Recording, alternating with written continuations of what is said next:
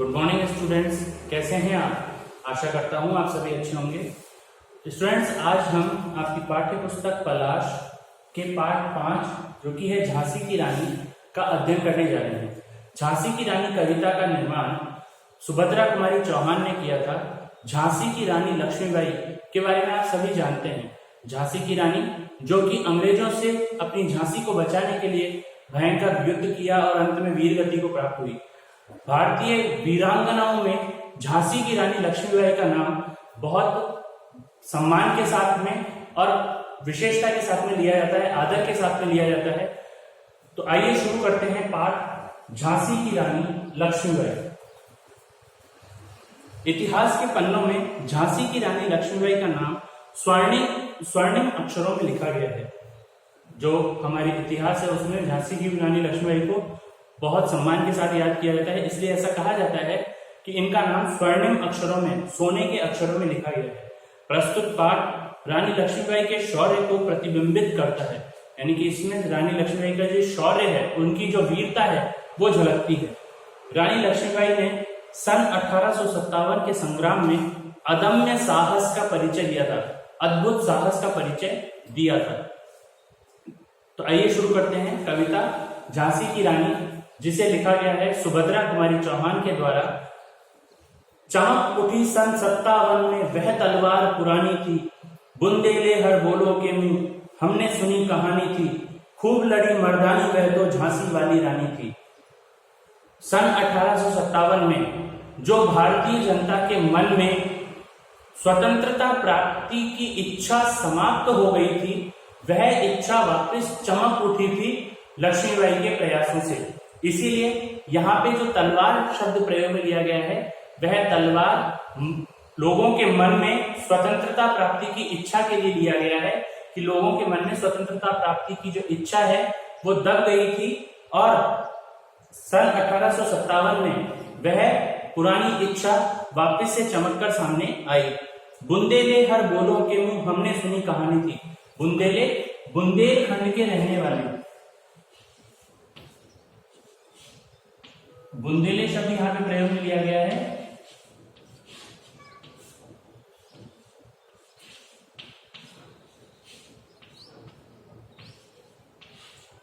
बुंदेलखंड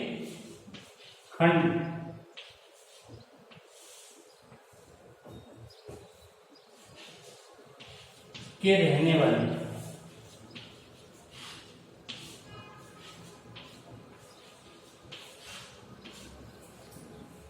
और हर बोलो शब्द का मतलब है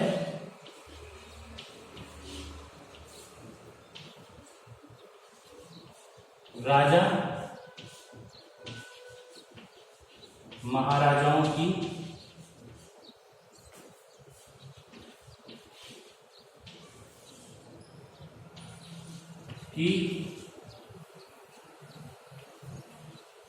यश गाथा गाने वाले,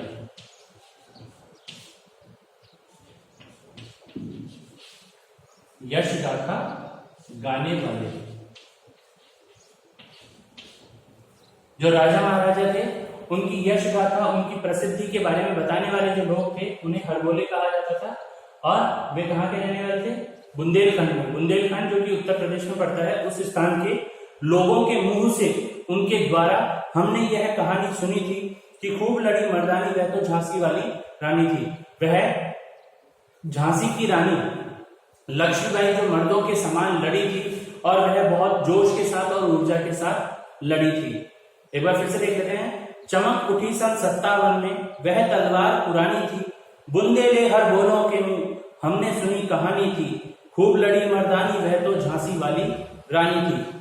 सन 57 में 1857 में जो लोगों के हृदय में स्वतंत्रता प्राप्ति की इच्छा सो गई थी, दब चुकी थी, वह लक्ष्मीबाई के प्रयासों से पुनः उत्पन्न हो गई थी, पुनः जाग चुकी थी। इसी को यहाँ पर तलवार के, पुरानी तलवार से संबोधित किया है। और बुंदेलखंड के रहने वाले जो राजा महाराजाओं की यश की गाथा गाने वाले लोग हैं, उन लोगों के मुंह से हमने ये कहानी सुनी है कि झांसी की रानी लक्ष्मीबाई मर्दों के समान लड़ी थी और खूब ऊर्जा और ऊर्जा और हिम्मत के साथ लड़ी थी।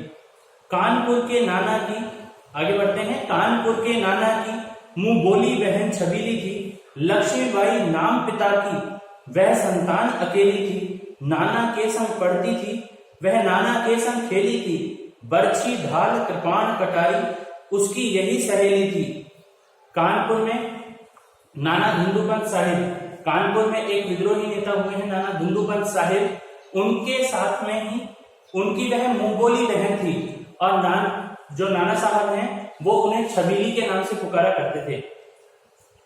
कानपुर के नाना धुंधुपंत साहब जो कि क्रांतिकारी नेता थे, उन्होंने उनकी एक मुंहबोली बहन थी जिसे छबीली के नाम से वे पुकारा करते थे। लक्ष्मीबाई नाम पिता की वह संतान अकेली थी जिसका नाम लक्ष्मीबाई था, जिसका वास्तविक नाम लक्ष्मीबाई था और वह अपने पिता की इकलौती संतान थी। नाना के संग पढ़ती थी वह नाना के संग खेली थी। वह नाना धुंधुपंत के साथ ही पढ़ा करती थी, नाना धुंधुपंत के साथ ही खेला करती थी। जो भी उसके खेल खिलौने हैं वो नाना धुंधुपंत के साथ ही किया करती थी। बर्छी ढाल कृपाण कटारी उसकी यही सहेली थी।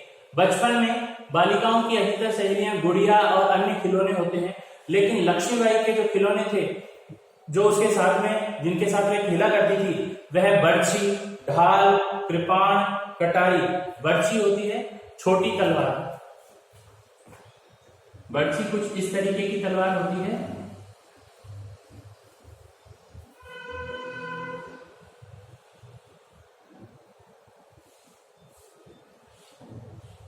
इस तरीके का जो शस्त्र होता है उसे कहा जाता है बर्छी। ढाल आप जानते ही हैं, जो हाथ में पकड़ के तलवार के वार को बचाता है उसे ढाल कहा जाता है। कृपाण, कृपाण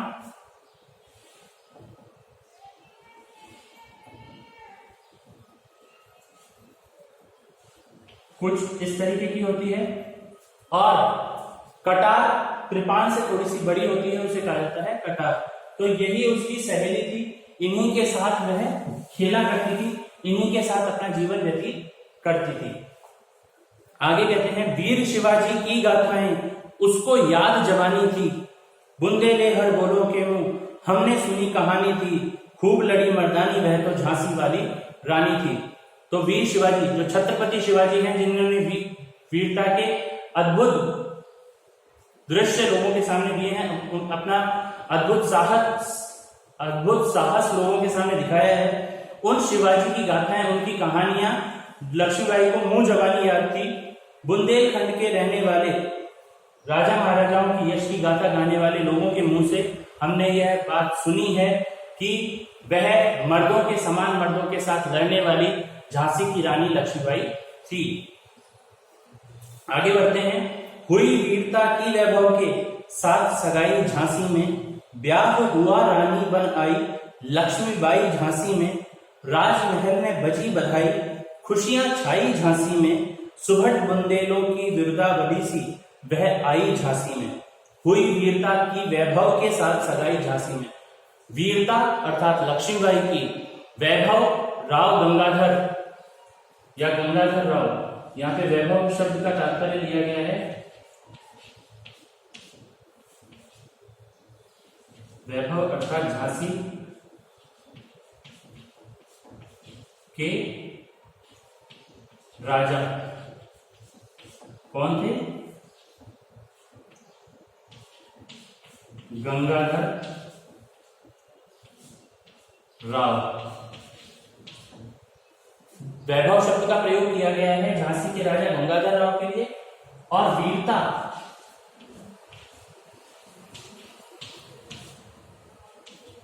शब्द का प्रयोग किया गया है लक्ष्मीबाई के लिए।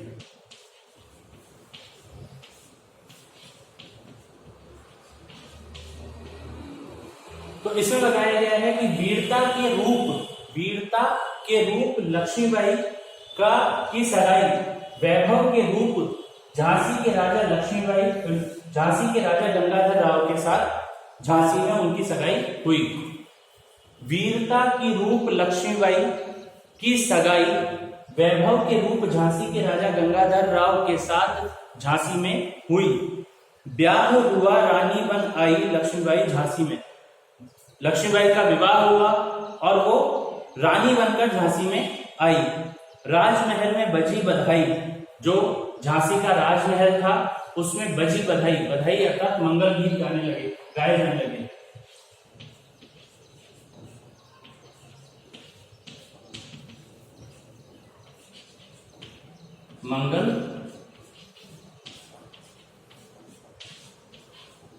मंगल गीत बजने लगे। खुशियां छाई झांसी में, और झांसी में हर तरफ चारों तरफ खुशियां छा गई। सुभट बुंदेलों की विरुदावली सी, सुभट अर्थात अच्छे योद्धा। सुभट शब्द का अर्थ है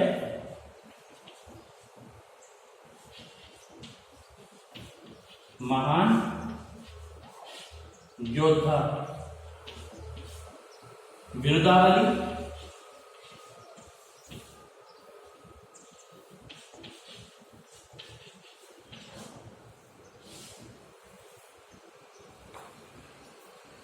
विरुदावली अर्थात यश की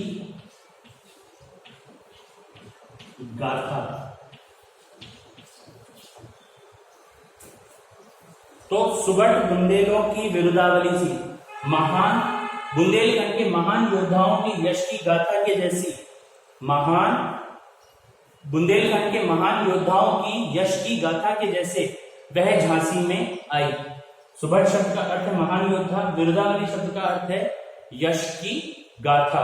तो इसमें बताया गया है कि लक्ष्मीबाई महान योद्धाओं के यश की गाथा के जैसे झांसी में आई। आगे बढ़ते हैं। चित्रा ने अर्जुन को पाया, शिव से मिली भवानी थी, बुंदेले हर बोलों के मुंह हमने सुनी कहानी थी। जिस प्रकार चित्रा ने, जो अर्जुन की पत्नी है चित्रा, उसके लिए उसी उदाहरण को देते हुए बता रही है लेखिका कि जिस प्रकार चित्रा ने अर्जुन को पति रूप में पाया था और शिव को भवानी अर्थात दुर्गा मिली थी, उसी प्रकार से यहाँ लक्ष्मीबाई को गंगाधर राव पति के रूप में प्राप्त हुए हैं। बुंदेलखंड के रहने वाले, आगे है, बुंदेले हर बोलों के मुंह हमने सुनी कहानी थी, खूब लड़ी मर्दानी वह तो झांसी वाली रानी थी। तो इसमें बताया गया है कि बुंदेलखंड के रहने वाले राजा महाराजाओं की यश की गाथा गाने वाले लोगों के समान के मुंह से हमने यह कहानी सुनी है, यह किस्सा सुना है कि खूब लड़ी मर्दानी वह तो झांसी वाली रानी थी, मर्दों के समान लड़ने वाली वह झांसी की रानी लक्ष्मीबाई थी।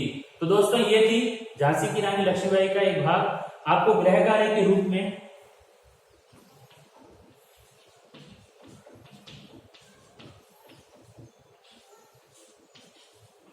झांसी की रानी का जीवन परिचय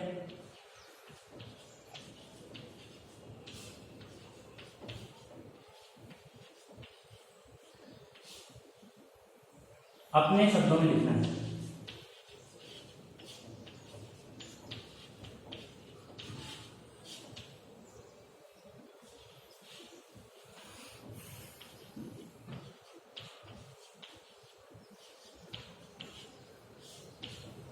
झांसी की रानी लक्ष्मीबाई का जीवन परिचय अपने शब्दों में लिखिए। ठीक है दोस्तों, आज के लिए इतना ही। धन्यवाद।